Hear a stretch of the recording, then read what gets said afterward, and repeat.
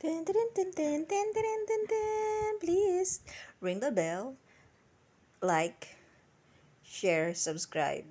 Crazylicious at 42 Vlog. Welcome to my channel. Okay? Magluto tayo ngayon ng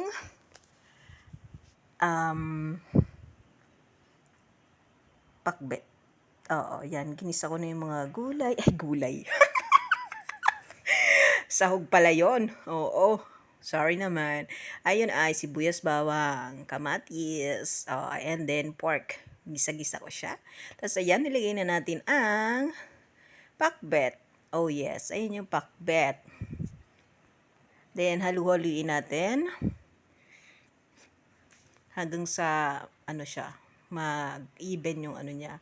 Siyempre, kailangan naman may hilaw, may luto. So, kailangan nating haluin. Oo. So, yan ang ating menu for today's video, pakbet. Oo. Nilagyan natin yan ng konting sabaw, syempre. Oo. Ayan.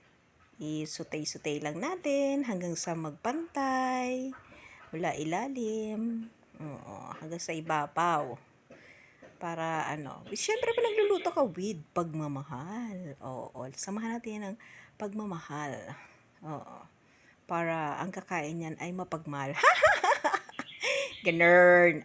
Kailangan nakangiti tayo. Kaya nakasimangot pag nagluluto. Para yung kakain niyan, nakangiti pagkatapos niyang kumain. Oo. Kasi ako pag luluto ako, pag masama ang loob ko, napupunta yun sa niluluto ko. Kung ano nararamdaman nung kakain ng niluto ko. Oo, ganun. So, hayan. Napakadami nito isang kawa na pakbet kasi maraming kakain. So, haluin lang natin hanggang sa maluto. Siyempre, pag naluto na, titikman natin. So, hayan ang pakbet natin for today's video. Tikman natin yan kung masarap ba, kung mapait ba. Joke. Thanks for watching. Thanks for watching, everyone. Yes. Please like, comments, and subscribe. Thank you.